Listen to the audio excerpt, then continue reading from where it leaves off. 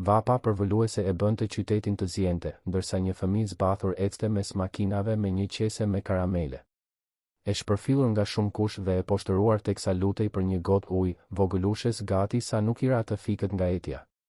Pikërisht atëherë, një gjest i papritur nga një i panjohur ndryshoi gjithçka. Nëse kjo histori ju interesoi, mos harroni të abonoheni në kanalin ton dhe na tregoni nga cili qytet po e ndiqni, duke vazhduar. Dielli i Marsit binte pa mëshirë mbi bulevardin në dëshmoret e kombit, atë pas dite vere. Asfalti dukej sikur shkrinte nën këmbët e këmbësorëve të nxituar dhe vapa ngrihej në valë të dukshme, duke shtrembëruar peizazhin e pallateve dhe makinave të bllokuara në trafik. Ishin pothuajse 3 pasdite, ora kur qyteti i Tiranës dukej se zjente bashkë me nervat e shoferëve të ngecur në trafikun e pafund. Mes borive këmbëngulse dhe tymit të marmitave, një figurë e vogël dhe e brisht ecte zbathur mes makinave të ndalura. Era ishte vetëm 5 vjeç, por sytë e saj të mëdhenj e të errët mbanin një lodhje që nuk i shkonte për shtatfëmijërisë. Fustani i saj ros i zbardhur i ngjitej pas trupit të djersitur dhe këmbët e saj të zbathura shkelnin me kujdes mbi asfaltin e nxehtë, duke kërcyer nga njëra hije në tjetrën sa herë që ishte e mundur. Në duart e vogla, një qese plastike e zhubravitur ruante disa karamele menteje, pasuria e saj e vetme në atë moment. Me zërin e hollë dhe të ndrojtur, ajo u afrohej dritarëve të makinave, duke përsëritur të njëjtën frazë që e kishte mësuar përmendësh: "Doni të blini një karamele, zotëri? Është për të ndihmuar mamin." Shumica e shoferëve as që e shikonin.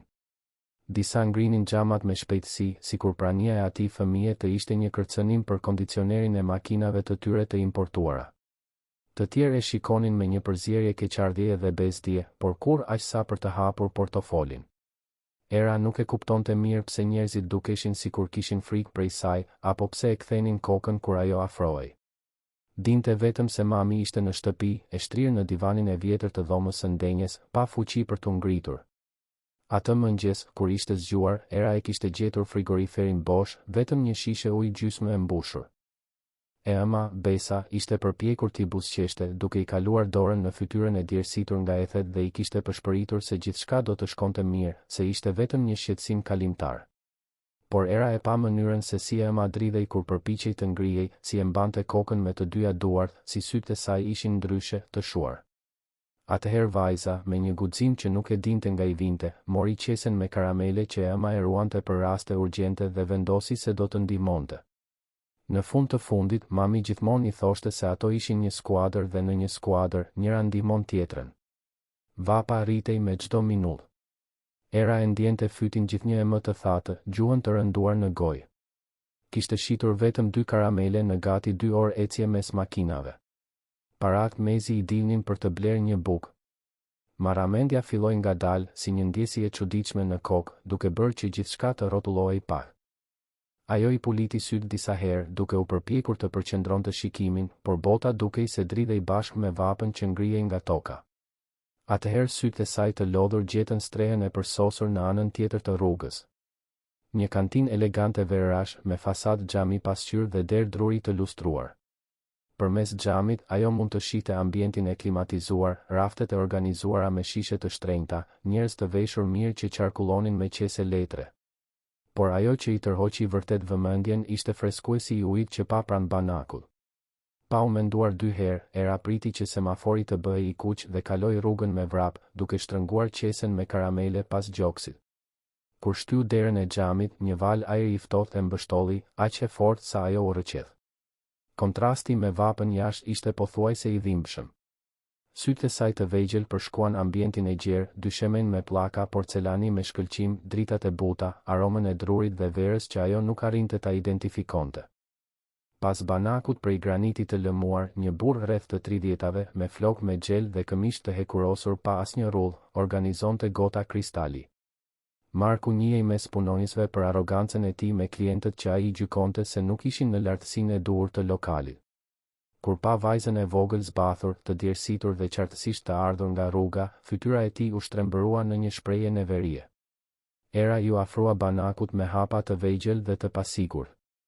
Ajo mezi arrinte lartësinë e mermerit, kështu që u ngrit në maj të gishtave dhe tha, me zërin që i dridhej nga etja: "Zotëri, mund të më jepni një gotë ujë, ju lutem?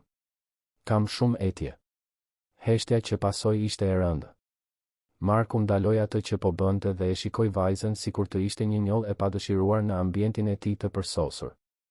Pa asnjë lloj mirësjelljeje, ai u përgjigj me zë të lartë, duke u siguruar që të gjithë klientët e pranishëm ta dëgjonin. Këtu nuk është vend për fëmijë rruge, kupton?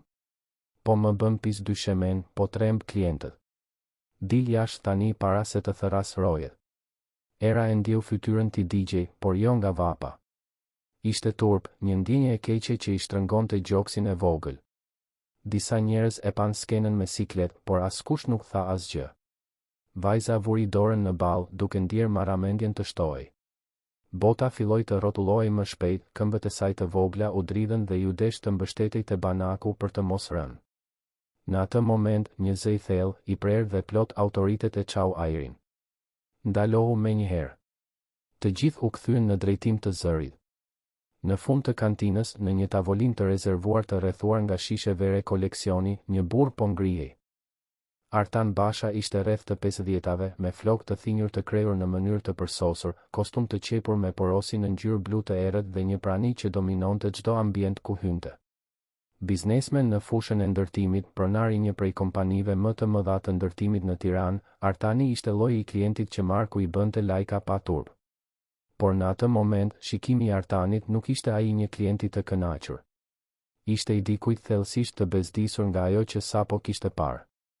Ai eci drejt banakut me hapa të vendosur, me sytë të ngulur te punonjësi. Që kur kjo kantinë i mohon një gotë ujë një fëmije, zëri i tij ishte i ulët, por i ngarkuar me një autoritet që i bënte muret të dridheshin më shumë se çdo britm. Marku gëlltiti pështymën, duke u përpjekur të ruante qetësinë. Zoti Basha, ju nuk e kuptoni, ajo është një fëmijë rruge, lyp para, bezdis klientët dhe ti, e ndërpreu Artani, paguam për të shërbyer, jo për të gjykuar. Sill menjëherë një gotë ujë të ftohtë, një lëng frutash natyral dhe diçka për të ngrënë për këtë vajzë. Dhe bëje shpejt. Punonjësi, i kuq nga sikleti dhe inati i përmbajtur, nuk pati zgjidhje tjetër veç se të bindej. Artani atëherë u ul në gjunjë, duke u bërë në një lartësi me erën.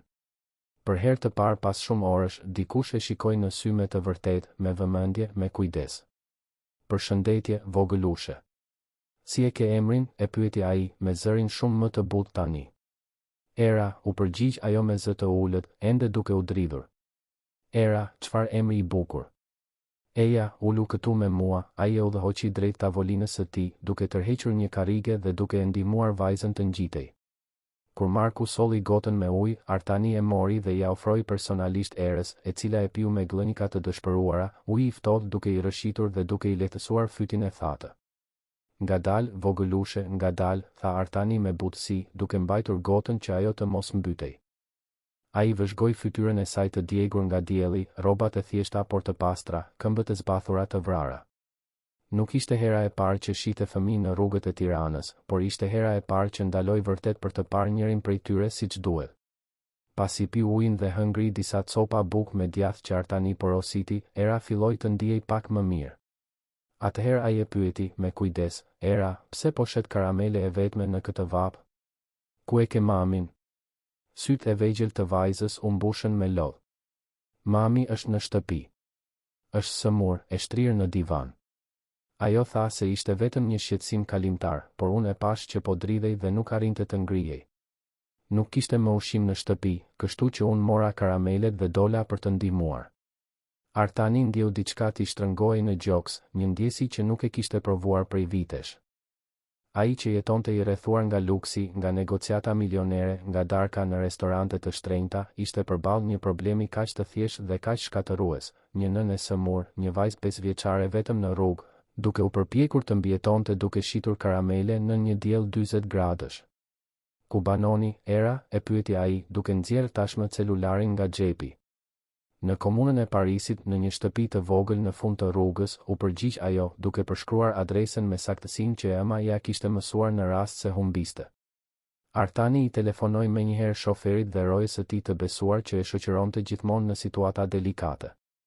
Robert, dua të shkosh urgjentisht në këtë adresë, ai i diktoi vendodhjen dhe të verifikosh gjendjen e një gruaje që nuk ndihet mirë.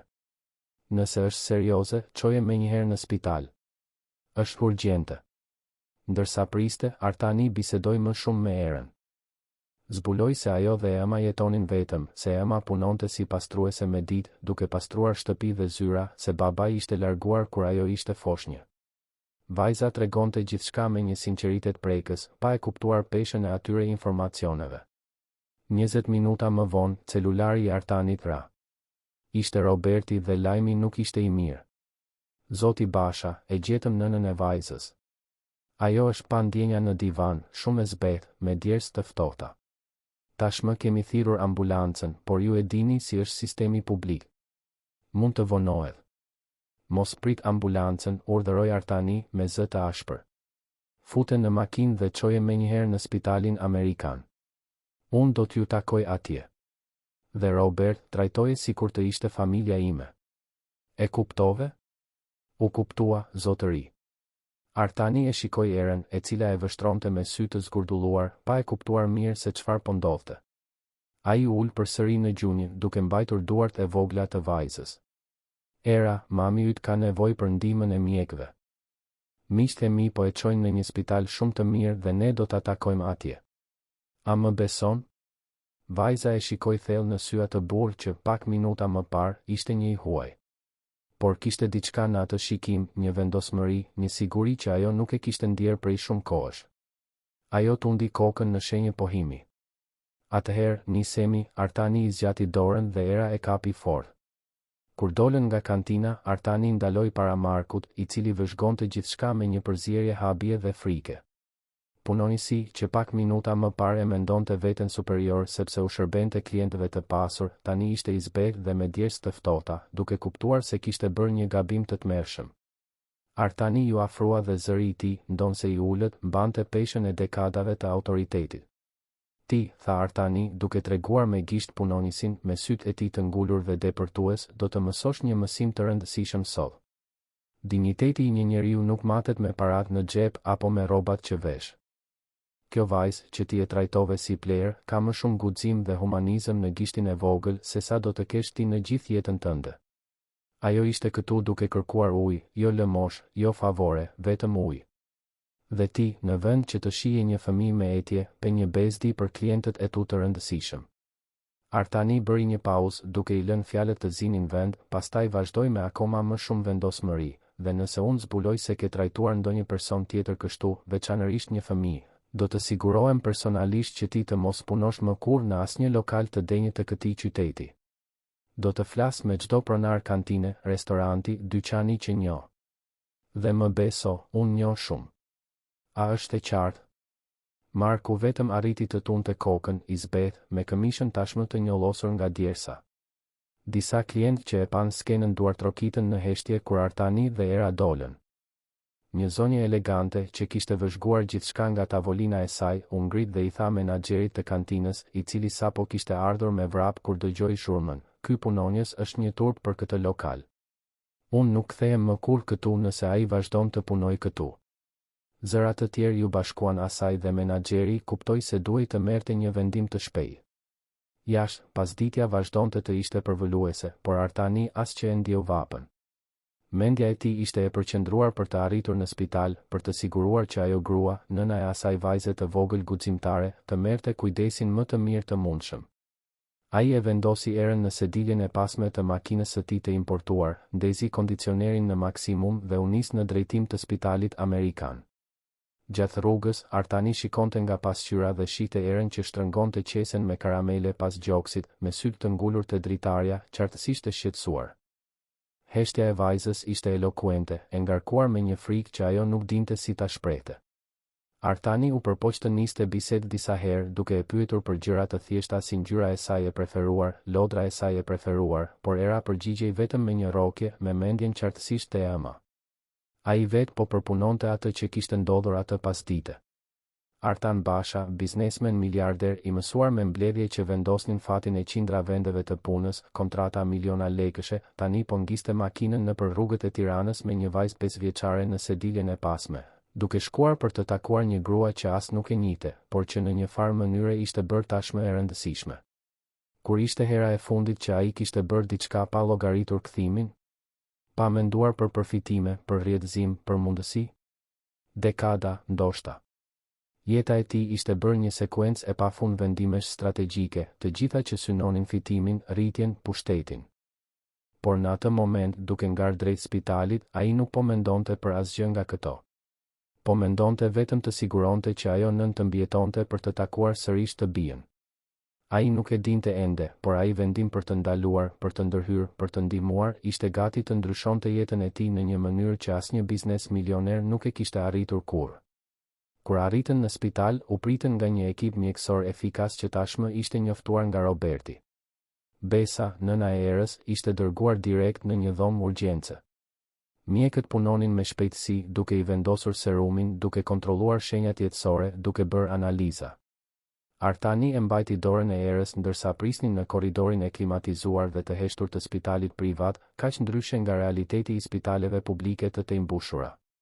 Vajza shikonte në të gjitha drejtimet, qartësisht e frikësuar nga ai ambient i çuditshëm. Xhaxhi, e thiri ajo dhe Artani kuptoi se ajo kishte filluar ta thërriste kështu natyrshëm, mami do të bëhet mirë? Ai ja shtrëngoi dorën e vogël me dashuri.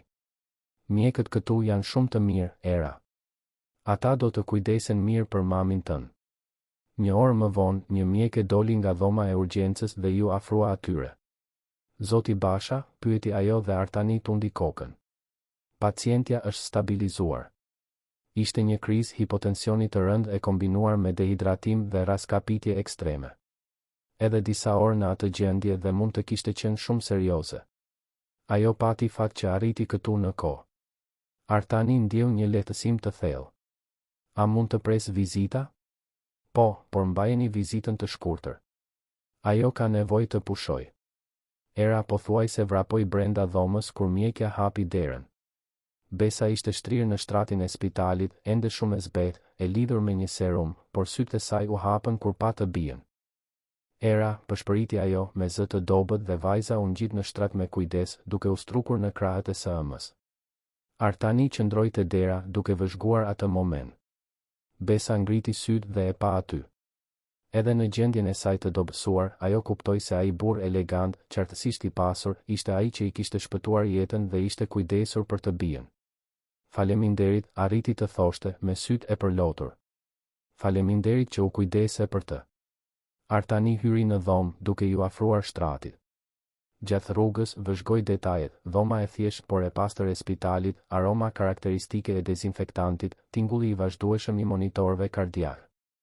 Gjithçka kaq ndryshe nga jeta e tij e zakonshme me zyra me pamje panoramike dhe mbledhje në salla të klimatizuara. Por kishte diçka thellësisht njerëzore në atë ambient, diçka që bota e tij korporative e kishte humbur prej shumë kohësh. Ju nuk keni nevojë të më falenderoni, tha ai, me zërin çuditërisht të butë. Vajza juaj është një vajzë shumë guximtare. Ishte ajo që më gjeti mua. Dhe më mësoi në pak orë më shumë për guximin dhe dashurinë se sa kam mësuar unë në 50 vjet. Besa e shtrëngoi Erën pas vetes, lot të heshtur i rridhnin nëpër fytyrë. Ajo studioi fytyrën e atij burri elegant, duke u përpjekur të kuptonte pse dikush si ai do të interesohej për dikë si ajo. Kishte mirësi në ata sy, po, por edhe një trishtim të vjetër, një zbrazëti që ajo, edhe në gjendjen e saj të dobësuar, arrinte ta perceptonte. Ishte sikur ai të ishte po aq i vetmuar sa ajo, vetëm se në një mënyrë tjetër. Çfarë do të ndodh tani? Pyeti ajo, me zë të dobët por plot shqetësim. Unë nuk kam para për të paguar këtë spital, unë. Mos u shqetësoni për këtë tani, e ndërpreu Artani me butësi. Përqendrohuni të shëroheni.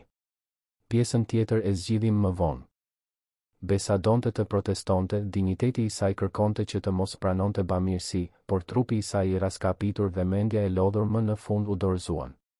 Ajo mbylli sytë, ende duke mbajtur Erën dhe për herë të parë pas shumë muajsh, ndjeu diçka që e kishte harruar, shpresën.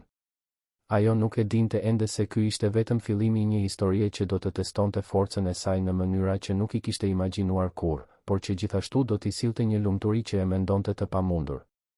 Dhe Artani, duke parë atë nën e bijë të përqafuara në atë shtrat spitali, gjithashtu nuk e dinte se sapo kishte gjetur diçka që paratë e tij nuk mund ta blinin kurrë, diçka që do të ndryshonte përgjithmonë drejtimin e jetës së tij të vetmuar dhe të zbrazët. Ai kishte ndërtuar një perandori, kishte pushtuar tregje, kishte mundur konkurrent të egër. por ishte gati të zbulonte se arritja më e madhe e jetës së tij nuk do të vinte nga një sallë mbledhjesh, por nga një shtëpi e vogël në komunën e Parisit, ku dy gra të jashtëzakonshme do t'i mësonin kuptimin e vërtetë të pasurisë. Aty, në atë dhomë të heshtur spitali, 3 jetë u ndërthurën në një mënyrë që ende pritej të zbulohej, kapitull pas kapitulli, në një histori lufte, dashurie dhe shpengimi. Besa kaloi 3 ditë e shtruar në spitalin amerikan, kohë e mjaftueshme që mjekët të stabilizonin tensionin e saj arterial, të trajtonin dehidratimin e rënd dhe të hetonin shkaqet e asaj krize të papritur. Ishin 3 ditë analizash, serumi në vend, pushimi i detyruar dhe shumë reflektim. E shtrirë në atë shtrat të rehatshëm spitali, kaq ndryshe nga divani i vjetër i shtëpisë së saj, Besa kishte shumë kohë për të menduar. Mendonte se si kishte arritur në atë pikë, për të gjitha shenjat paralajmëruese që i kishte injoruar sepse thjesht nuk mund të ndalonte. Mendonte për të bien që shiste karamele vetëm në trafik, ndërsa asaj i binte të fikët në shtëpi. Faji e shtrëngonte, por mjekët dhe infermierët gjithmonë ja kujtonin, ajo nuk kishte faj që ishte sëmur, kishte faj që kishte luftuar vetëm për një kohë tepër të gjatë. Gjatë gjithë kësaj periudhe, Artan Basha ishte një vizitor i rregullt, duke u shfaqur çdo mëngjes dhe pasdite me erën, e cila refuzonte të qëndronte larg së ëmës. Vajza sillte vizatime që bënte në dhomën e pritjes, tregonte histori për zogjit që shihte nga dritarja e spitalit, ndante copa keku që infermierja simpatike i jepte.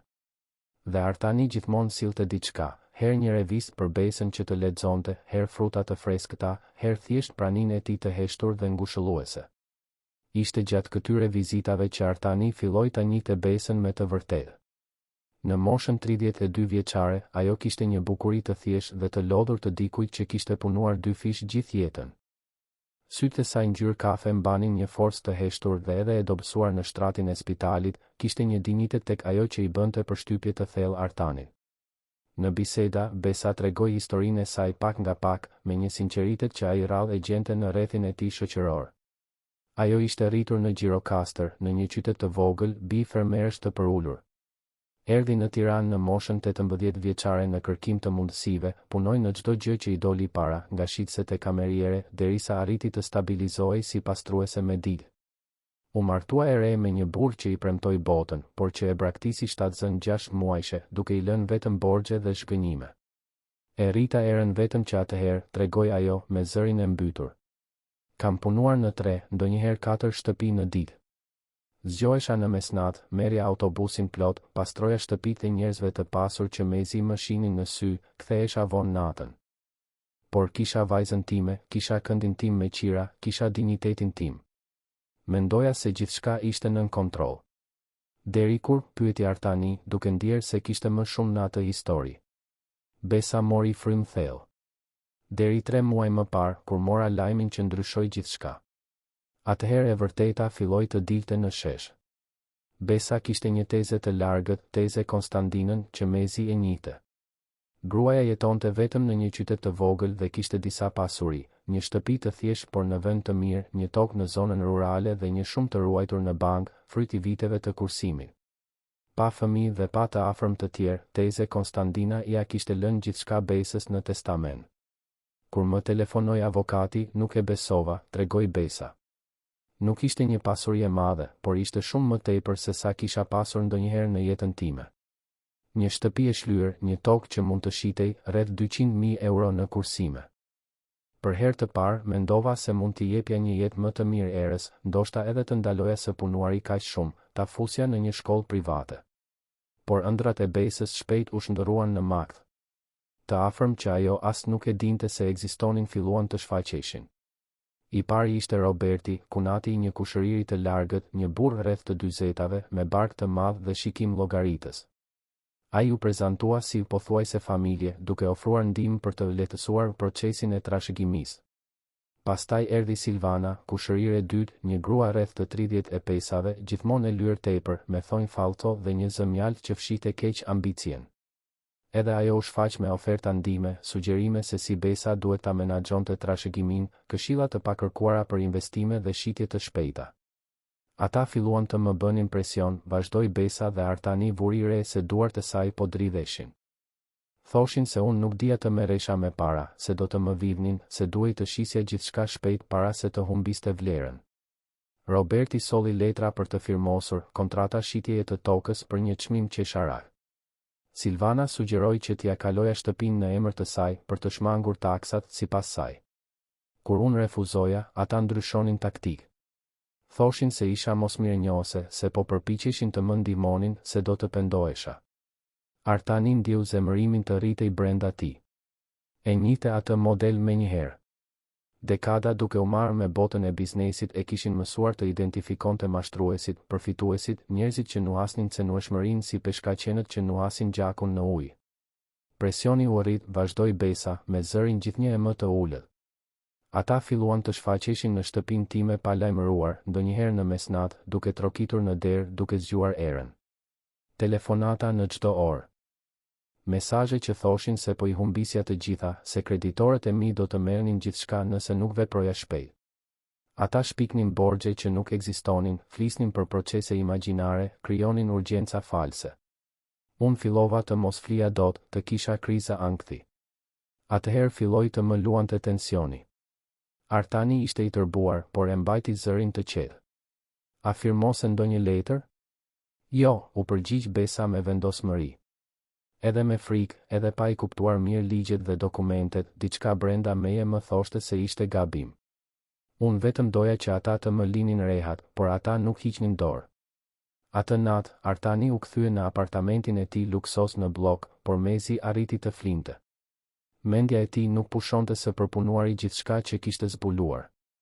Ai që kishte këshilltar ligjor, kontabilist, specialist trashëgimie në dispozicion, e dinte saktësisht se çfarë të bënte. Por Besa, vetëm, pa burime, pa njohuri teknike, ishte plotësisht e pambrojtur. Të nesërmen në mëngjes, Artani I telefonoi Flutura Kadiut, një nga avokatet më të njohura në Tiranë për të drejtën e trashëgimisë. Ata kishin punuar bashkë vite më parë në një rast kompleks trashëgimie korporative dhe ai I besonte plotësisht kompetencës dhe etikës së saj. Flutura, kam nevojë për ndihmën tënde urgjentisht, tha ai, që në fjalinë e parë. Dhe nuk është për mua. Është për dikë që ka vërtet nevojë. 2 orë më vonë, Flutura ishte në spital, një grua elegante rreth të 45-ave, me kostum serioz dhe një çantë lëkure plot me dokumente. Artani ja prezantoi Besës, e cila u ndje dukshëm e frikësuar. Besa, filloi Flutura, duke u ulur pranë shtratit me natyrshmëri, Artani më tregoi situatën tënde. E di që nuk më njeh dhe ndoshta po pyet veten pse një avokate e shtrenjtë është këtu. E vërteta është e thjeshtë, Artani kërkoi ndihmën time dhe kur pash rastin tënd, pash se je viktime një tentative të qartë mashtrimi familjar. Dhe unë nuk e toleroj këtë lloj gjëje. Besa e shikoi Artanin, e hutuar. Por unë nuk mund të paguaj për shërbimet tuaja, doktoresh, unë.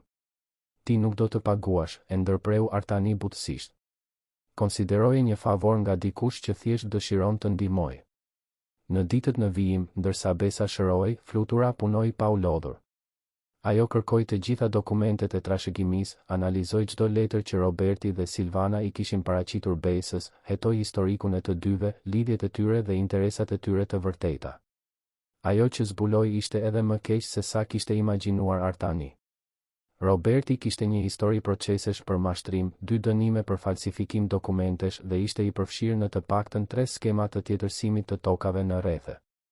Silvana gjithashtu kishte dosjen e saj, mashtrime kundër të moshuarve, falsifikim prokurash, pjesëmarrje në banda të specializuara për trashëgimi. Ata janë profesionistë, I shpjegoi Flutura Artanit dhe Besës në një takim në spital, me zërin e saj të ngarkuar me indinjak të kontrolluar. Ata monitorojnë botimet e vdekjeve dhe trashëgimive në zyrat e gjendjes civile, identifikojnë trashëgimtar të cenueshëm dhe veprojnë shpejt, para se viktima të ketë kohë të kërkojnë ndihmë. Ata kanë një modus operandi të mirë përcaktuar, së pari fitojnë besimin duke u paraqitur si familje e shqetësuar, pastaj krijojnë urgjenca false për të ushtruar presion për vendime të shpejta, dhe në fund e detyrojnë viktimën të firmosë dokumente që transferojnë pasuritë me çmime qesharake ose direkt tek ata. Ajo hapi çantën e saj dhe tregoi dokumente të printuara. Shikoni çfarë zbulova. Roberti e ka aplikuar këtë mashtrim në të paktën 4 persona në 5 vitet e fundit. 2 të moshuara në Durrës, 1 të ve në Vlorë dhe 1 grua në situatë të ngjashme me tënden në Shkodër. Në të gjitha rastet, ai afrohej duke pretenduar lidhje të largët familjare, ofronte ndihmë dhe në fund merrte një pjesë ose të gjithë trashëgimin. Viktimat të cënueshme dhe pa njohuri ligjore firmosnin pa kuptuar. Besa vuri duart e dridhura në fytyrë. O Zot, unë gati isha një tjetër. Unë vërtet gati i firmosa ato letra. Por ti nuk i firmose, tha Artani me vendosmëri, duke i mbuluar duart e saj me të tijat, një gest që ishte bërë gjithnjë e më i natyrshëm mes tyre. Intuita jote të shpëtoi. Kjo tregon forcën që ke, edhe kur mendon se nuk e ke. Flutura vazhdoi duke treguar dokumente të tjera. Po Silvana? Ajo ka një dosje akoma më të gjerë. Mashtrime kundër të moshuarve të cënueshëm, falsifikim prokurash, pjesëmarrje në të paktën 2 banda të specializuara për trashëgimi. Ajo është akoma më e rrezikshme se Roberti sepse është më e mirë në manipulimin emocional. Disa viktima raportuan se ajo qante, përqafonte, bënte rolin e kushërirës së dashur ndërsa vinte gjithçka pas shpine. Besa vuri duart në fytyrë duke u dridhur. O Zot, unë gati firmosa. Atë ditë që u sëmura, Roberti kishte ardhur atje herët në mëngjes me letra të reja, duke thënë se ishte urgjente, se nëse nuk firmosja deri në fund të ditës, do ta humbisja të gjithë trashëgimin për shkak të taksave. Isha aq e hutuar, aq e lodhur, gati e mora stilolapsin. Por ti nuk e more, tha Artani me vendosmëri, duke i mbajtur dorën. Intuita jote të shpëtoi. Flutura atëherë paraqiti një plan veprimi. Së pari, ajo do të hynte zyrtarisht si avokate e besës në procesin e trashëgimisë, duke bllokuar çdo tentativë për akses të paautorizuar në pasuri. Së dyti, ajo do të kërkonte masa mbrojtëse për të penguar Robertin dhe Silvanën të afroheshin te besa ose te banesa e saj. Së treti, ajo do të niste kallëzime penale kundër të dyve për tentativë mashtrimi dhe detyrim. Ata do të reagojnë, paralajmëroi Flutura. Njerëz të tillë nuk heqin dorë lehtë kur humbasin pren. Përgatitu. Dhe Flutura kishte të drejtë.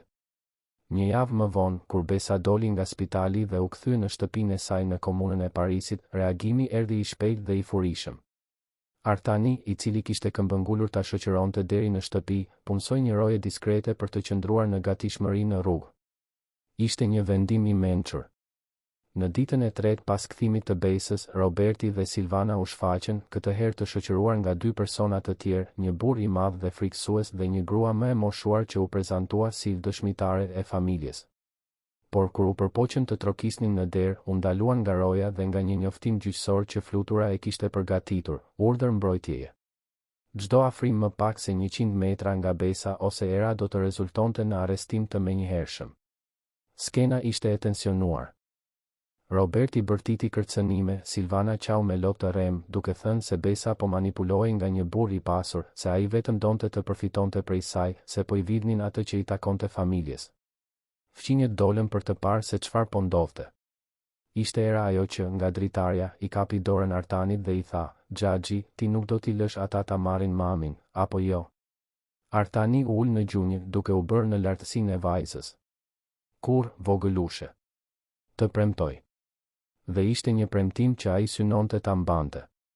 Sepse në javët e fundit diçka themelore kishte ndryshuar brenda tij. Ai biznesmen i ftohtë dhe llogaritës, që kalonte ditë të tëra në mbledhje duke diskutuar miliona, që darkonte vetëm në restorante të shtrenjta, që kthehej në një apartament të zbrazët dhe të patëmet, kishte zbuluar diçka që parat nuk e blinin. Ai kishte zbuluar se çfarë do të thoshte të ndiheshe i nevojshëm me të vërtetë. Se çfarë do të thoshte të bëje diferencën në jetën e dikujt, jo me një firmë në një kontratë, por me një lidhje të vërtet njerëzore.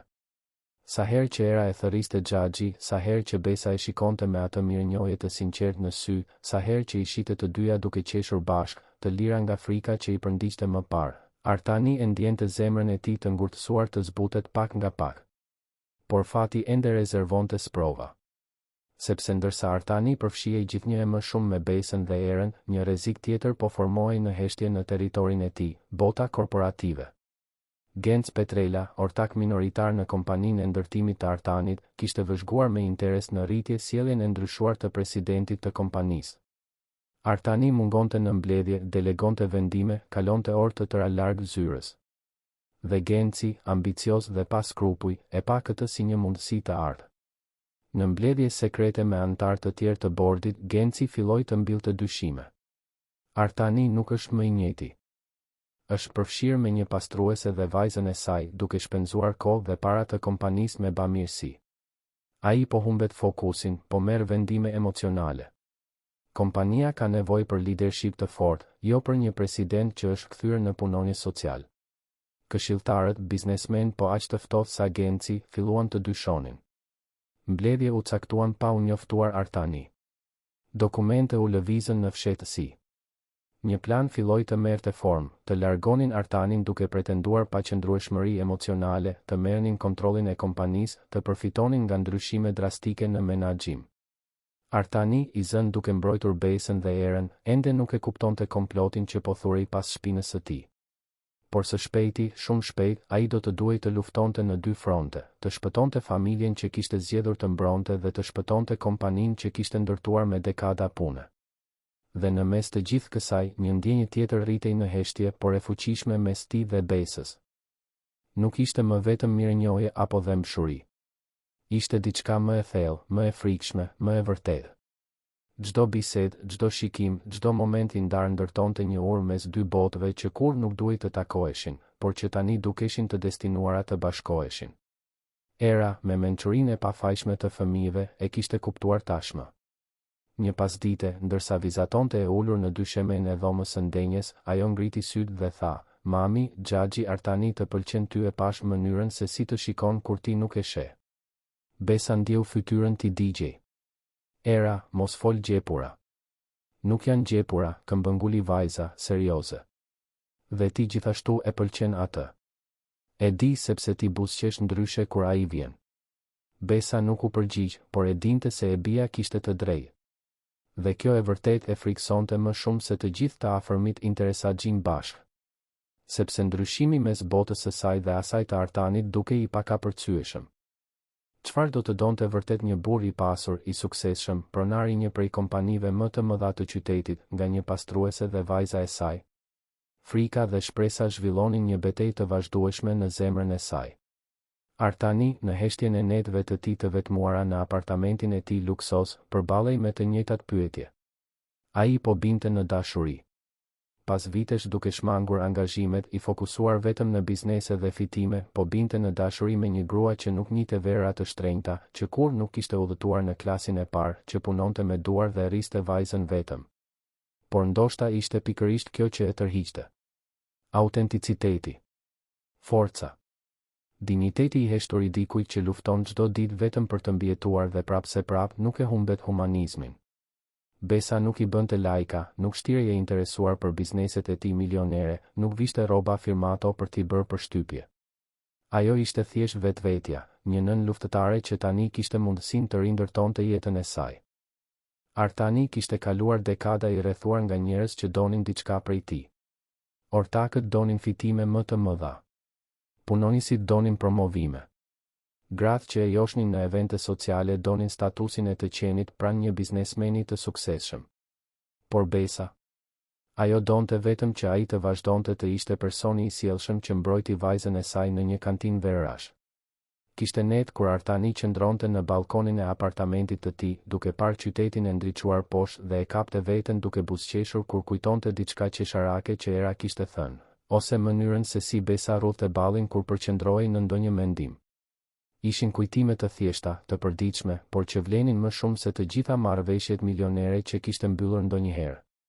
Kapitujt e ardhshëm të kësaj historie ende pritej të shkruheshin, por një gjë ishte tashmë e qartë, nuk do të kishte kthim prapa. Artani kishte zgjedhur anën e tij dhe tani do të duhej të përballej me të gjitha pasojat e kësaj zgjedhjeje, sado të dhimbshme të ishin. Sepse ndonjëherë guximi më i madh nuk është të fitosh betejë, por të pranosh se zemra jote ka ndryshuar drejtim. 2 muaj kaluan që kur Artani hyri në jetën e Besës dhe Erës. Muaj që transformuan plotësisht rutinën e të treve. Shtëpia e thjeshtë në komunën e Parisit tani kishte siguri diskrete, frigoriferi ishte gjithmonë plot dhe Era më në fund frekuentonte një shkollë private cilësore, ku bëri miq dhe zbuloi se i pëlqente shumë të vizatonte. Besa, me shëndetin e rikuperuar dhe trashëgimin më në fund të mbrojtur fal punës së patëmet të fluturës, filloi të ëndërronte sërish. Shtëpia dhe toka në fshat po vlerësoheshin siç duhet, pa presion, pa mashtrime. Parat në bank sillnin interesa modeste por të sigurta. Për herë të parë pas vitesh, ajo mund të merrte frymë lirisht. Por paqja ishte e brish dhe të gjithë e dinin këtë. Artani e ndante kohën e tij mes zyrës dhe shtëpisë së vogël në komunën e Parisit. Prania e tij u bë aq e vazhdueshme sa era tashmë i linte një palë shapka te dera për të dhe Besa gjithmonë bënte kafe të freskët kur e dinte se ai do të vinte. Ishin gjeste të vogla shtëpiake që, për një burr të mësuar me vetminë e një apartamenti të patëmet dhe të zbrazët, vlenin më shumë se të gjitha bizneset milionere që kishte mbyllur ndonjëherë. Ishte një të enjte mbrëma, gjatë një darke të thjesht me oriz, gjell me fasule dhe biftek me qep që Besa kishte përgatitur, kur Artani kuptoi një të vërtet të pashmangshme, ai ishte në shtëpi. Jo në apartamentin luksos në blok, me pamje nga qyteti dhe mobilje firmato. Por aty, në atë tavolinë të thjesht, me erën që tregonte e emocionuar për vizatimin që kishte bërë në shkollë, me Besën që buzëqeshte ndërsa shërbente ushqimin, me ventilatorin e vjetër që bënte zhurmë në cep të dhomës. Ajo ishte shtëpi. Dhe ai nuk donte të ishte në asnjë vend tjetër. Por ndërsa zemra e Artanit gjente paqe, kompania e tij hynte në një luftë të heshtur. Genc Petrela kishte avancuar në planin e tij me saktësinë e një grabitqari. Ai kishte bindur 4 nga 7 anëtarët e bordit se Artani ishte i kompromentuar emocionalisht, duke marrë vendime impulsive, duke neglizhuar kompaninë. Shikoni shifrat, argumentonte Genci në mbledhjet sekrete. Ai anuloi zgjerimin në veri, një projekt që do të sillte 50 milion fitim, sepse donte të rishikonte kushtet e punës së punëtorëve. Ai rriti pagat e bazës pa u konsultuar me bordin. Po dhuron para të kompanisë për projekte sociale në zona të varfra. Nuk është Artani që njihnim. Burri po kalon një krizë të moshës së mesme dhe kompania nuk mund të paguajë për këtë. Fushata e Gencit ishte delikate por efektive. Ai mbillte dyshime, shtrembëronte fakte, paraqiste shifra jashtë kontekstit. Dhe më e keqja, kishte një farë të vërtetë në fjalët e tij. Artani vërtet kishte ndryshuar. Prioritetet e tij nuk ishin më ekskluzivisht fitimi dhe zgjerimi agresiv. Ai kishte filluar të vinte në dyshim koston njerëzore të disa vendimeve, t'i shikonte punëtorët jo si numra në një tabel, por si baballar dhe nëna që mbanin familje. Kishte ndalur projekte për të garantuar kushte të denja pune. Kishte investuar në trajnim në vend të pushimeve masive nga puna. Për Artanin ishin ndryshime të nevojshme dhe etike. Për Gencin dhe aleatët e tij ishte dobësi. Bomba shpërtheu një të hënë në mëngjes. Artani arriti në zyrë dhe gjeti një thirrje të jashtëzakonshme të bordit për atë pasdite. Rendi i ditës, vlerësimi i aftësisë menaxheriale të presidencës. Ai e kuptoi menjëherë se për çfarë bëhej fjalë. Vite përvoje në politikën korporative e kishin mësuar të njihte një grush shteti kur e shite. Atë pasdite, salla e mbledhjeve në katin e 42 ishte e tensionuar. 7 anëtarët e bordit të ulur rreth tryezës së drurit, Genci në anën e kundërt të Artanit me një buzëqeshje diskrete në buzë. Ajo që Genci nuk priste ishte që Artani të mos vinte i papërgatitur. Ai kishte kaluar javën e fundit që kur kishte pasur shenjat e para të komplotit, duke mbledhur prova, duke përgatitur argumente, duke u konsultuar me aleatët e tij. Zotërin, filloi Genci, me zërin e llogaritur me kujdes, e thira këtë mbledhje sepse kemi një situatë delikate. Presidenti ynë, një njeri që gjithmonë e kam respektuar, duket se po kalon një moment të vështirë personal që po ndikon në gjykimin e tij profesional. Artani nuk lëvizi, vetëm vëzhgoi me sy të ftohtë ndërsa Genci paraqiste rastin e tij, projekte të anuluara, investime të dyshimta në përgjegjësi sociale, mungesa të shpeshta, ndryshime prioriteti pa konsultim paraprak. Përfundoi Genci, një largim të përkohshëm nga presidenca, që Artani të mund të zgjidhë çështjet e tij personale, ndërsa unë marr përkohësisht menaxhimin e kompanisë. Heshtja që pasoi ishte e rëndë. 2 anëtar të bordit dukeshin sinqerisht të shqetësuar për Artanin. 4 e shikonin Gencin me miratim të fshehur. Njëri qëndronte neutral duke studiuar situatën. Atëherë Artani u ngrit ngadalë dhe filloi të fliste. Zëri i tij ishte i qetë, por i ngarkuar me një autoritet që kishte dominuar sallat e mbledhjeve për dekada. Genci solli shqetësime të vlefshme për ndryshimet në menaxhimin e kompanisë. Ai ka të drejtë. Unë kam ndryshuar. por jo sepse jam i dobët apo i kompromentuar. Kam ndryshuar sepse më në fund pash përtej tabelave dhe pash qenie njerëzore. Ai ndezi projektorin dhe filloi të paraqiste shifra. Shifra reale, jo ato të shtrembëruara që Genci kishte treguar. Zgjerimi në veri u ndalua sepse zbulova, përmes një auditi që Genci nuk e përmendi, se projekti do të përdorte punë të ngjashme me skllavërinë. Nëse do të kishim vazhduar, tani do të përballeshim me procese penale. Rritja e pagave të bazës uli lëvizshmërinë tonë me 60%, duke kursyer miliona në trajnim dhe rekrutim. Investimet sociale gjeneruan një përmirësim prej 20% në imazhin ton publik, duke rezultuar në 3 kontrata të reja qeveritare që ju po i shihni në rezultatet e këtij tremujori. Artani bëri një pauzë, duke i lënë shifrat të zinin vend. Pastaj vazhdoi, tani duke e parë direkt Gencin. Sa i përket mungesave të mia, të gjitha ishin të komunikuara dhe të justifikuara. Ajo që Genci nuk tregoi është se gjatë këtyre mungesave, vazhdova të punoja nga distanca, duke mbajtur të gjitha vendimet kritike në afall. Ajo që ai gjithashtu nuk tregoi është se përdori largimin tim të supozuar për të bërë mbledhje paralele, pa proces verbal, pa regjistrim, duke u përpjekur të ndërtonte një bord fantazm për të më rrëzuar. Genci u zbe. Artani atëherë hodhi kartën e tij të fundit.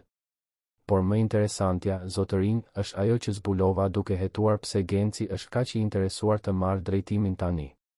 Flutura, ai i bëri shenja avokates që hyri në heshtje në dhomë, mund ta shpjegoj më mirë. Flutura hapi çantën e saj dhe filloi të shpërndante dokumente. Genc Petrela ka, përmes kompanive fantazm, një marrëveshje me ndërtim SRP, konkurentin ton kryesor. Nëse merr presidencën, ai planifikon të shes 3 nga filialet tona më fitimpruese të ndërtim SRP, për një çmim 40% në treg, në këmbim të pjesëmarrjes në aksione në kompaninë e tyre. Është një tradhti klasike korporative. Kaqosi u instalua në dhomë. Antarët e bordit duke lexuar dokumentet, Genci duke u përpjekur të mbrojë zëra që mbivendoseshin. Por Artani tashmë kishte fituar. Brenda 2 orësh, Genci u detyrua të jepte dorëheqjen, i kërcënuar me procese për shkelje të besimit. 2 antarë të bordit që e mbështesnin gjithashtu dhanë dorëheqjen, duke parë se anija po fundosej. Artani doli nga ajo dhomë më i fortë se sa hyri. Por i raskapitur. I raskapitur nga lojrat korporative, nga tradhtit, nga një botë ku edhe aleatët e dekadave mund të godisnin pas shpine përpara. Atë natë, ai shkoi direkt në shtëpinë e Besës. Kur ajo hapi derën dhe pa shprehjen e tij, nuk pati nevojë të pyeste asgjë. Thjesht e tërhoqi brenda, i shërbeu një kafe të fortë dhe qëndroi aty në heshtje, duke i ofruar të vetmen gjë që ai kishte nevojë, praninë. Fitove? E pyeti ajo më në fund. Fitova, konfirmoi Artani. Por nuk e di për sa kohë ja vlen kjo boll. Besa i kapi dorën. Atëherë ndoshta ka ardhur koha të rishikosh se çfarë ja vlen për ty. Ato fjalë i mbetën në mendje Artanit në ditët në vijim. Ai filloi të delegonte më shumë, të besonte te drejtuesit kompetent, të largohej nga operacionet e përditshme. Jo sepse po e braktiste kompaninë, por sepse po prioritizonte jetën e tij. Dhe ishte pikërisht në këtë moment transformimi personal që erdhi goditja tjetër, këtë herë nga aty ku më pak e prisnin. Roberti dhe Silvana, të mposhtur në skemën e trashëgimisë, të paditur për tentativë mashtrimi, duhej të ishin neutralizuar. Por lakmia është një motor i fuqishëm dhe ata gjetën një boshllëk të tmerrshëm për të sulmuar. Duke përdorur një avokat pa skrupuj të quajtur Luan Çela, i njohur për pranimin e rasteve të pista në këmbim të përqindjeve të larta, ata paraqitën një kërkesë për kujdestarinë e erës. Pretendimi ishte mizor dhe i llogaritur. Besa ishte një nënë e paqëndrueshme emocionalisht, me histori të kohëve të fundit të shtrimit në spital, që jetonte nga trashëgimit të kontestuara gjyqësisht, në ndikimin e një burri të pasur me qëllime të dyshimta. Fëmia, argumentonin ata, do të ishte në rrezik. Kur njoftimi mbërriti, Besa ndjeu tokën t'i zhdukej nën këmbë. Ajo ishte në kuzhinë duke përgatitur ushqimin e erës kur përmbaruesi gjyqësor trokiti në derë. Kur lexoi dokumentin, këmbët i u prend dhe ju desh të mbështetej te tavolina. Të humbiste të bien. Mundësia ishte më e tmerrshme se çdo kërcënim tjetër që kishte hasur ndonjëherë. Era ishte gjithçka. Arsyeja pse zgjoi në mesnat për të pastruar shtëpi, arsyeja pse duronte poshtërime, arsyeja pse vazhdonte të luftonte kur gjithçka dukej e pamundur. Artani arriti gjysmë ore më vonë, i thirrur me urgjencë. E gjeti Besën të ulur në dyshemen e kuzhinës, njoftimin e zhubravitur në duar, lot të heshtur që i rridhnin. Ata do të marrin vajzën, përshpëriti ajo me zërin e thyrë. Do të përdorin gjithçka që kam kaluar kundër meje. Do të thonë se nuk jam e aftë, se nuk kam strukturë, se nuk do ta bëjnë, e ndërpreu Artani, duke u ulur në gjuni pranë saj, duke i mbajtur fytyrën me të dyja duar. Të premtoj se nuk do ta bëjnë. Ne do të luftojmë, Besa. Dhe do të fitojmë. Por thellë, të dy e dinin se kjo do të ishte betejë më e vështirë. Sepse sistemi gjyqësor shqiptar, pavarësisht qëllimeve të mira, ndonjëherë e sheh cenueshmërinë si paftësi. Një nën beqare, pa burime të mëdha, me histori krize shëndetësore, mund të shihej si tepër e brishtë për të kujdesur për të bien, edhe pse kjo brishtësi ishte shkaktuar pikërisht nga lufta e saj e vetme për ta mbrojtur atë. Flutura, kur u thirr, ishte e drejtë për drejtë. Është një proces i ndyrë, me qëllime të këqija, por teknikisht i mundur.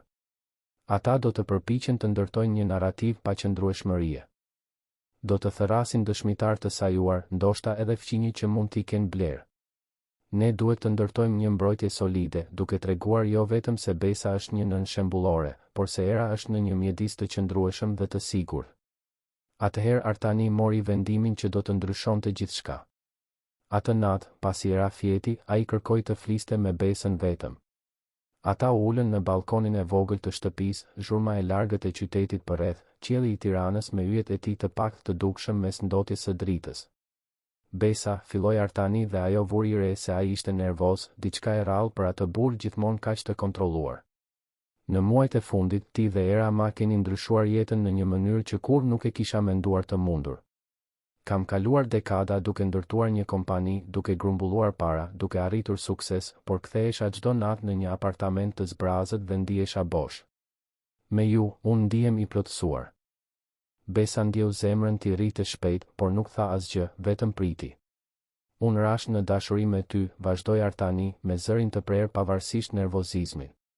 Rash në dashuri me forcën tënde, me dinjitetin tënd, me mënyrën se si lufton për erën çdo ditë. Dhe rash në dashuri me atë vajzë të vogël që hyri në një kantinë duke kërkuar ujë dhe ma ndryshoi jetën përgjithmonë. Ai i kapi duart e saj që dridheshin. Martohu me mua, Besa. Jo për shkak të procesit, jo për të lehtësuar mbrojtjen, megjithse edhe kjo është e vërtetë. Por sepse unë dua të ndërtoj një familje me ty, dua të zgjohem çdo ditë pranë teje, dua ta shoh erën të rritet, dua që ju të dyja të jeni familja ime e vërtetë. Nëse do të ishit në vendin e Besës, do ta pranonit propozimin e Artanit apo do të kishit frikë se njerëzit do të mendonin se ishit interesatgjie? Na tregoni në komente. Besa ndjeu lotët t'i rridhnin. Frika dhe shpresa zhvillonin një betejë të ashpër në gjoksin e saj. Artan, a je i sigurt? Sepse bota do të thotë se jam interesatgjie, se kam përfituar nga ti, se dua paratë e tua. Do të thonë se jam një oportuniste që u hodha në krahët e burrit të parë të pasur që u shfaq. Le të thotë bota çfarë të doj, u përgjigj Artani me një vendosmëri që nuk linte vend për dyshime. Unë e di të vërtetën. Dhe e vërteta është se për herë të parë në jetën time, nuk po marr një vendim duke menduar për biznes apo leverdi. Po marr një vendim për dashuri. Dhe nëse bota nuk e kupton këtë, problemi është i botës, jo i yni. Besa e shikoi thellë në sy dhe pa sinqeritet të pastër. Pa një burr që kishte mësuar, përmes një fëmije që shiste karamele në trafik, se vlera e jetës nuk matet me para, por me lidhje të vërteta njerëzore. Po, përshpëriti ajo. Pranoj. Puthja që pasoi ishte e butë, e ngarkuar me premtime dhe me një të ardhme që të dy, vetëm pak muaj më parë, nuk do ta kishin imagjinuar kur të mundur. Të nesërmen, flutura paraqiti një kërkesë që ndryshoi plotësisht rrjedhën e procesit të kujdestarisë. Besa dhe Artani ishin bashkuar zyrtarisht. Vajza që Roberti dhe Silvana pretendonin se ishte në rrezik tani ishte pjesë e një familjeje të strukturuar, me baba dhe nën të pranishëm, burime të bollshme, stabilitet emocional dhe financiar. Më shumë se kaq, flutura nxori në pah të gjitha provat e tentativave të mëparshme për mashtrim, proceset penale në vazhdim kundër Robertit dhe Silvanës, historikun e tyre të dyshim. Ajo tregoi se kërkesa për kujdestari nuk kishte të bënte as pak me mirëqenien e erës dhe gjithçka me hakmarrjen dhe tentativën e dëshpëruar për të pasur ende akses në trashëgimi përmes fëmijës. Dita e seancës u caktua për 3 javë më vonë. Dhe ndërsa përgatiteshin për betejën gjyqësore që do të përcaktonte fatin e familjes, Artani, Besa dhe Era filluan të bëheshin vërtet një familje. Jo vetëm në letër, por në zemër, në rutinat e vogla, në darkat në tryez, në historik para gjumit, në ëndrat e përbashkëta. Artani filloi të kalonte më shumë kohë në shtëpinë e komunës së Parisit sesa në apartamentin e tij luksoz. Ai që gjithmonë kishte drekuar në restorante të shtrenjta ose në zyrën e tij ekzekutive, tani shijonte pjatat e thjeshta që Besa përgatiste, oriz me fasule, një biftek i gatuar mirë, një sallatë e freskët.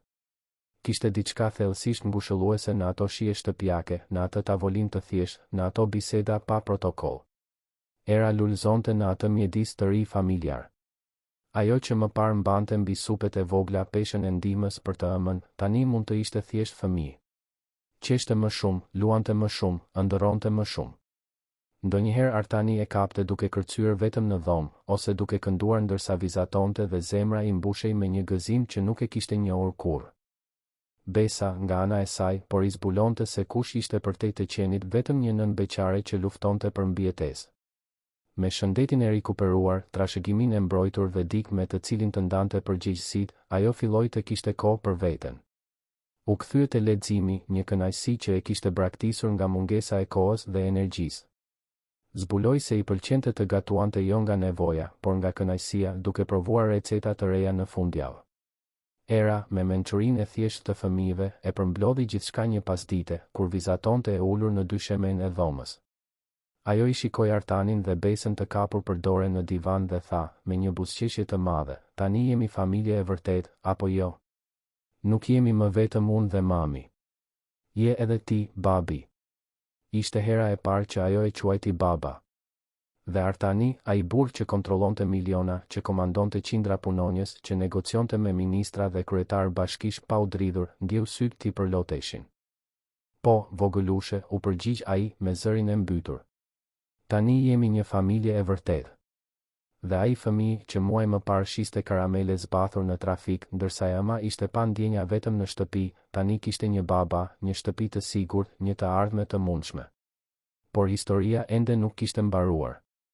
Betejë finale ende pritej të vinte dhe do të ishte në sallën e gjyqit ku fati i të gjithëve do të vendosej njëherë e përgjithmonë. Dita e seancës gjyqësore zbardhi e hirt në Tiranë, me ato re të rënda që kërcënojnë shi por kur nuk vendosin të bien. Besa Mezi kishte fjetur natën e kaluar, duke u rrotulluar në shtrat, duke imagjinuar të gjitha skenaret e mundshëm. Artani qëndroi pranë saj gjithë natën, duke i mbajtur dorën, duke i kujtuar se nuk ishte më vetëm në atë luftë. Era, e cila pavarësisht se ishte vetëm 5 vjeç, e kuptonte se diçka e rëndësishme po ndodhte, e përqafoi të ëmën në kohën e mëngjesit dhe i tha, mami, mos u mërzit. Askush nuk do të më ndaj nga ti. Unë nuk i lë. Pafajësia dhe siguria në zërin e vajzës gati e thyen Besën plotësisht, por ajo u mbajt e fortë. Duhej të mbahej e fortë. Në orën 9 të mëngjesit, ata arritën në gjykatën e rrethit gjyqësor Tiranë. Ndërtesa madhështore, me kolonat dhe shkallët e saj, ishte frikësuese. Flutura i priste në hyrje, elegante si gjithmonë, me çantën e lëkurës në dorë dhe një shprehje besimi të kontrolluar. Gjithçka gati, u tha ajo Artanit dhe Besës. Kam të gjitha dokumentet, të gjithë dëshmitarët, të gjitha provat. Roberti dhe Silvana e kanë hapur vetë gropën me këtë proces. Tani vetëm duhet t'ia tregojmë këtë gjykatësit. Në sallën e gjyqit, atmosfera ishte e tensionuar. Nga njëra anë, Artani, Besa dhe Flutura. Nga ana tjetër, Roberti dhe Silvana të shoqëruar nga avokati i tyre Luan Çela, një burr me kostum të lirë dhe kravatë të ndezur, i njohur në korridoret e gjykatës për pranimin e çështjeve të humbura në këmbim të pagesave paraprake. Gjykatësi Hector Pasco, një burr rreth të 60-tave, me flokë të thinjur dhe shikim të lodhur të dikujt që kishte parë gjithçka në dekada të tëra në detyrë, hyri dhe të gjithë u ngritën. Ai u ul, rregulloi syzet dhe hapi dosjen. Çështja numër 2345, viti 2025, lexoi ai me zë monoton. Kërkesë për kujdestarinë e të miturës Era Santos, aktualisht nën kujdestarinë e nënës Besa Santos. kërkues, Robert Mendes dhe Silvana Costa, duke pretenduar lidhje familjare dhe shqetësim për mirëqenien e fëmijës. Le të filloj seanca. Luan Çela ishte i pari që foli, duke u ngritur me një dramacitet të tepruar. I nderuar gjykatës, klientët e mi, të shtyrë nga dashuria familjare dhe shqetësimi i sinqert, vinë në këtë gjykatë për të kërkuar kujdestarinë e mbesës së tyre të largët, aktualisht në një situatë të cenueshme. Nëna, Besa Santos, paraqet një histori të shtrimit të fundit në spital për probleme të shëndetit mendor. Flutura u ngrit menjëherë. I nderuar gjykatës, ndërhyi për korrigjim. Zonja Besa u shtrua për krizë hipotensioni dhe raskapitje, jo për çështje psikiatrike. Është një shtrembërim i rënd i fakteve. Gjykatësi i bëri shenjë të ulej. U shënua. Vazhdoni, zoti Çela. Përveç kësaj, vazhdoi Luani, nëna është në ndikimin e një burri të pasur, zotit Artan Basha, i cili u shfaq nga hiçi në jetën e tyre dhe shpejt vendosi një marrëdhënie varësie. Ka shenja të qarta manipulimi, përfitimi nga një grua e cenueshme, interesi financiar në trashëgimi të fundit. Fëmia është i ekspozuar ndaj një mjedisi të paqëndrueshëm dhe moralisht të dyshimë. Besa ndjeu dorën e Artanit t'ia shtrëngonte të sajën nën tavolinë. Mori frym thellë, duke u përpjekur të kontrollonte zemërimin dhe dhimbjen e atyre akuzave. Atëherë ishte radha e fluturës. Ajo u ngrit me qetësinë e dikujt që e di se i ka të gjitha letrat fituese në dorë. I nderuar gjykatës, ajo që sapo dëgjuam është një narrativ e ndërtuar me gënjeshtra, shtrembërime dhe keqbesim procedural. Do të demonstroj, pik për pik, të vërtetën e fakteve, ajo hapi çantën e saj dhe filloi të shpërndante dokumente. Së pari, shtrimi në spital i zonjës Besa. Këtu janë raportet e plota mjekësore. Ajo pësoi një krizë të rëndë hipotensioni të shkaktuar nga stresi ekstrem. Dhe e dini cili ishte burimi i këtij stresi? Pikërisht kërkuesit e këtij procesi, Robert Mendes dhe Silvana Costa, të cilët për muaj të tërë e kanë ngacmuar, kërcënuar dhe tentuar ta detyrojnë zonjën Besa të firmosë dokumente mashtruese për t'i vjedhur trashëgimin. Ajo bëri një pauzë, duke e lënë informacionin të zinte vend, pastaj vazhdoi. Këtu janë provat, regjistrime të mesazheve kërcënuese, dëshmi të fqinjeve për hyrje pa leje në banesën e zonjës Besa, regjistrime të kallëzimeve në polici. Më e rënda akoma, procese penale në vazhdim kundër të dyve për tentativë mashtrimi dhe detyrim. Robert Mendes ka 2 dënime të mëparshme për falsifikim dokumentesh. Silvana Costa po hetohet për pjesëmarrje në një bandë të specializuar në mashtrime kundër trashëgimtarëve të cenueshëm. Roberti dhe Silvana filluan të lëviznin të parehatshëm në karriget e tyre. Luan Çela u përpoq të ndërhynte, por flutura nuk i la hapësirë. Sa i përket manipulimit të supozuar të zotit Artan Basha, ai e njohu zonjën Besa kur vajza e saj, Era, vetëm 5 vjeç, shiste karamele në trafik në ndjellin përvolues sepse nëna ishte në shtëpi, e sëmur dhe pa burime, e sulmuar pikërisht nga autorët e këtij procesi. Zoti Artan veproi siç do të vepronte çdo qenie njerëzore e denjë, ofroi ndihmë. Pagoi spitalin, punësoi avokat për të mbrojtur familjen nga mashtruesit dhe ra në dashuri me guximin dhe dinjitetin e zonjës Besa. Flutura atëherë hodhi kartën e saj të fundit. I nderuar gjykatës, kjo kërkesë për kujdestari nuk ka të bëjë as pak me mirëqenien e fëmijës. Është një tentativë e dëshpëruar dhe hakmarrëse e njerëzve që u penguan të vidhnin një trashëgimi dhe tani duan ta përdorin fëmijën si mjet shantazhi. E mitura Era, për të cilën autorët pretendojnë se janë të shqetësuar, u gjet nga dëshmitarët duke shitur karamele në trafik në moshën 5 vjeçare. Dhe ku ishin Roberti dhe Silvana në atë moment? Jo duke ndihmuar, por duke i bërë presion nënës së sëmur për të firmosur letra mashtruese. Heshtja në sallë ishte absolute. Edhe gjykatësi, i mësuar me çdo lloj rasti, duke i impresionuar nga kthesa e ngjarjeve. Kam këtu, vazhdoi flutura, raporte psikologjike të miturës Era, të kryera nga 3 profesionistë të pavarur. Të gjithë dëshmojnë se ajo është një fëmijë i shëndetshëm, i lumtur, i mirëkujdesur dhe jashtëzakonisht i lidhur me të ëmën. Kam gjithashtu një vlerësim social të banesës aktuale të familjes, që tregon një mjedis të përshtatshëm, të sigurt dhe të strukturuar. Dhe kam dëshmi nga mësuesit e shkollës private që Era tani frekuenton, të gjithë duke lavdëruar zhvillimin e saj, gëzimin e saj dhe praninë e vazhdueshme të prindërve në aktivitetet shkollore. Ajo bëri një pauzë, duke i parë drejt për drejt Robertin dhe Silvanën. Ky proces është një farsë, i nderuar gjykatës. Dhe kërkoj jo vetëm që të refuzohet, por që të merren masa kundër autorëve për keqbesim procedural dhe përdorim të padrejtë të gjyqësorit. Gjykatësi Hektor Pasko hoqi syzet dhe i fshiu ngadalë, një zakon që e kishte kur i duhej të përpunonte informacione komplekse. Pastaj e shikoi Luan Çelën. Zoti Çela, klienti juaj dëshiron të shprehet? Luani, dukshëm i tronditur nga zbulimet, belbëzoi, i nderuar gjykatës, unë, klientët e mi, ne nuk kishim njohuri të plot për. Nuk kishit njohuri, e ndërpreu gjykatësi, me zërin tani të ashpër. Avokat, është detyra juaj të njihni faktet para se të ngrini një padi, veçanërisht një që përfshin një fëmijë. Kjo gjykat nuk është sken për hakmarrje personale apo tentativa shantazhi. Ai pastaj u kthye nga Roberti dhe Silvana. Zotërin kërkues, ngrihuni. Të dy u ngritën, qartësisht nervoz. Ju erdhët në këtë gjykat duke pretenduar shqetësim për një fëmijë që, sipas dokumenteve të paraqitura, e keni injoruar plotësisht gjatë gjithë jetës së saj, përveç se kur pat mundësi për përfitim financiar përmes nënës së saj. Ju shkaktuat sëmundjen e kësaj nëne me presion dhe kërcënime dhe tani keni guximin të pretendoni se ajo është e paftë të kujdeset për të bijën. Kjo nuk është vetëm keqbesim procedural. Është perversitet. Gjykatësi mori çekiçin. Kërkesa për kujdestari refuzohet. Më shumë se kaq, urdhëroi që të hapet hetim formal për keqbesim procedural kundër kërkuesve dhe avokatit të tyre. Urdhëroi gjithashtu mas mbrojtëse përfundimtare, Robert Mendes dhe Silvana Costa ndalohen t'i afrohen Besa Santos dhe vajzës së saj Era në një distancë më të vogël se 500 metra, në kërcënimin e burgimit të menjëhershëm. T'i njoftohet prokuroria për krimet e përmendura nga mbrojtja. Seanca mbyllet. Goditja e çekiçit bëri Jehon në sallë si një bubullim çliruese. Besa shpërtheu në lot, këtë herë nga lehtësimi i pastër. Artani e përqafoi duke ndier gjoksin e tij të shtrëngohej nga emocioni. Era, e cila kishte pritur në një dhomë të veçantë me një punonjëse sociale, u soll përsëri dhe vrapoi në krahët e së ëmës. Fituam, mami, pyeti ajo, me sytë e mëdhenj dhe plot shpresë. Fituam, dashuria ime, u përgjigj Besa mes lotësh dhe të qeshurash. Fituam.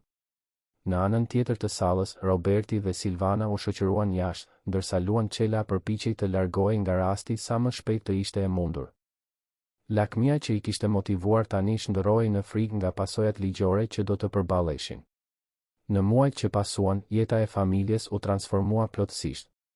Artani dhe Besa zyrtarizuan martesën në një ceremoni të thjeshtë, vetëm me miq të afërt dhe, natyrisht, me Erën si shoqëruese e nuses, krenare në fustanin e saj të bardhë.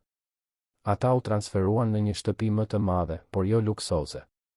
Artani kishte mësuar se luksi nuk matej me metra katror apo mobilje firmato, por me të qeshura rreth tryezës, me përqafime para gjumit, me histori të ndara. Besa, me trashëgimin më në fund të mbrojtur dhe të administruar në mënyrë inteligjente nga flutura, realizoi ëndrrën e saj, krijoi një projekt social për të mbështetur nënat beqare punëtore. E quajti projekti Era, në nder të së bijës që i kishte mësuar kuptimin e vërtetë të guximit. Projekti ofronte këshillim ligjor falas për pastrueset me ditë dhe punonjëset shtëpiake, duke i ndihmuar të njihnin të drejtat e tyre, të negocionin kushte më të mira, të mbroheshin nga shfrytëzimet. Brenda 6 muajsh, kishte ndihmuar tashmë më shumë se 200 gra. Artani, i transformuar nga gjithçka që kishte përjetuar, ndryshoi plotësisht menaxhimin e kompanisë së tij. Krijoi programe trajnimi për fëmijët e punonjësve, investoi në qerdhe dhe shkolla në komunitete të varfra, vendosi standarde të rrepta të kushteve të punës në të gjitha kantieret. Fitimet e tij u ulën pak, por paqja e tij shpirtërore u rrit pamas. E di, i tha ai Besës një natë, ndërsa vëzhgonin Erën që luante në kopsht, unë kalova 50 vjet duke grumbulluar para dhe pushtet, duke menduar se ishte sukses. Por vetëm kur një vajzë 5 vjeçare kërkoi një gotë ujë dhe unë vendosa të mos e ktheja kokën, zbulova se çfarë do të thotë të fitosh vërtet. Besa u struk në krahët e tij. Ajo të shpëtoi ty, po aq sa ti na shpëtove ne. Ajo na shpëtoi të gjithëve, e korrigjoi Artani. Era, tani 6 vjeç, frekuentonte një shkollë të shkëlqyer dhe quhej në vizatim. Mësuesit e saj thoshin se ajo kishte një talent të veçantë për artin, një aftësi për të shprehur emocione të thella përmes ngjyrave dhe formave. Kur e pyesnin se nga i vinte kjo ndjeshmëri, ajo thjesht thoshte, e mësova kur shisja karamele në trafik. Mësova t'i shoh njerëzit me të vërtetë. Një të shtunë me diell, gati një vit pas asaj dite fatidike në kantinë, Artani, Besa dhe Era u kthyen në vendin ku filloi gjithçka. Kantina ishte aty, ende elegante, ende e klimatizuar, ende duke shërbyer vera të shtrenjta. Por Marku, punonjësi arrogant, nuk ishte më. Ishte pushuar nga puna disa javë pas incidentit, i zëvendësuar nga një ekip i trajnuar për të trajtuar të gjithë klientët me respekt të barabartë, pavarësisht pamjes apo origjinës. Artani bleu një shishe verë, jo nga më të shtrenjtat, por një që i pëlqente. Kur doli, pa një fëmijë në rrugë, një djalë rreth 7 vjeç që shiste çamçakës. Pa hezituar, e thiri djalin, i bleu të gjithë çamçakësat që kishte dhe e pyeti për historinë e tij. 2 javë më vonë, ai djalë dhe nëna e tij gjithashtu po merrnin ndihmë nga projekti Era. Nuk ishte bamirësi. Ishte humanizëm. Ishte zinxhiri i së mirës që Era e kishte nisur pa e ditur, vetëm sepse kishte pasur guximin të kërkonte një gotë ujë. Vitet kaluan. Era u rrit, u bë një adoleshente e shkëlqyer dhe më pas një e re e talentuar. U diplomua për punë sociale, një zgjedhje që nuk habiti askën. Teza e saj e diplomës ishte mbi ndikimin e rrjeteve mbështetëse në thyrjen e cikleve të varfërisë, e frymëzuar nga historia e saj.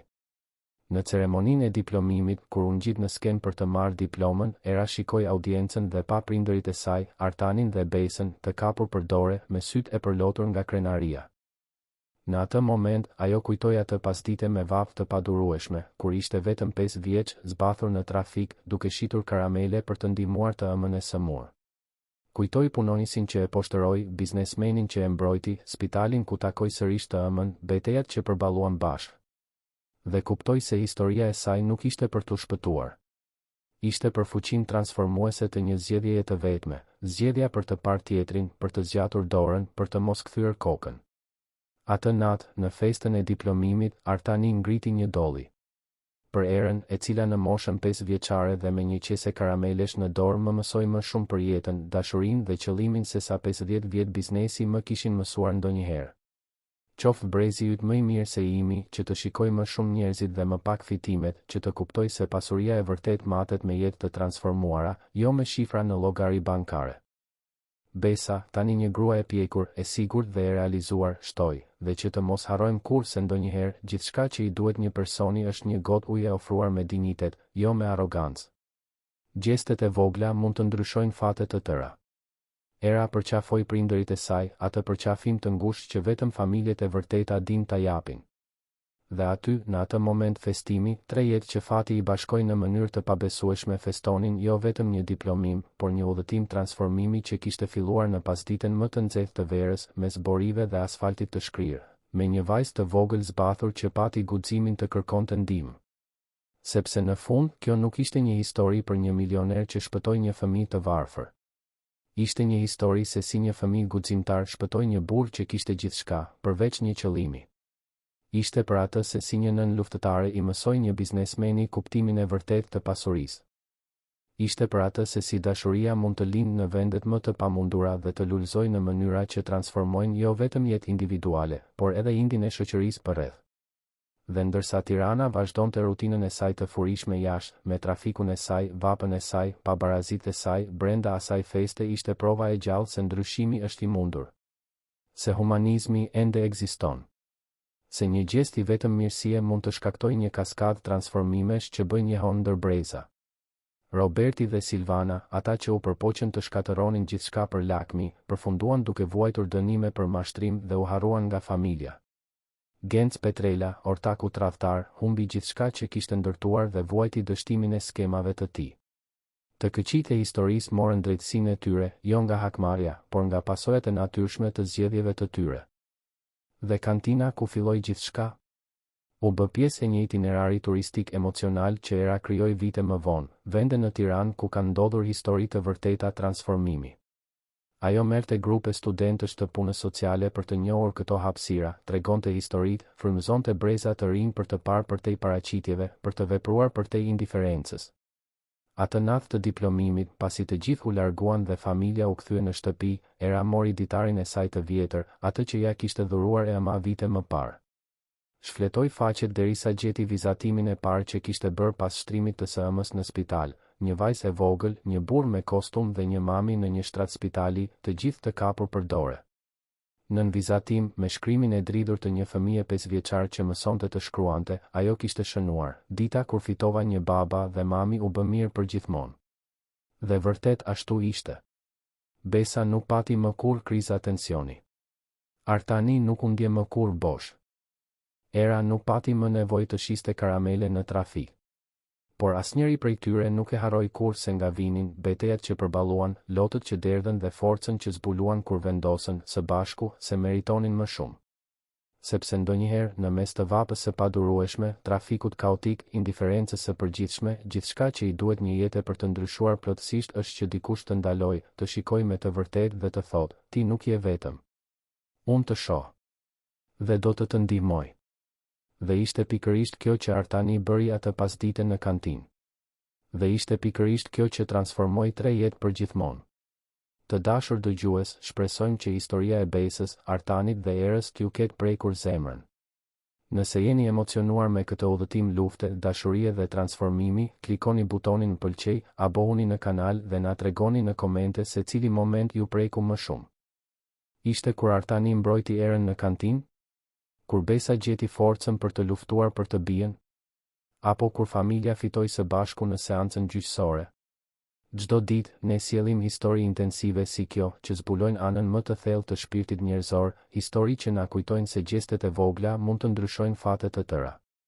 Ju presim në episodin e ardhshëm me një tjetër rrëfim që do t'ju emocionoj, frymëzoj dhe do t'ju bëj të besoni se mirësia ende ekziston në botë.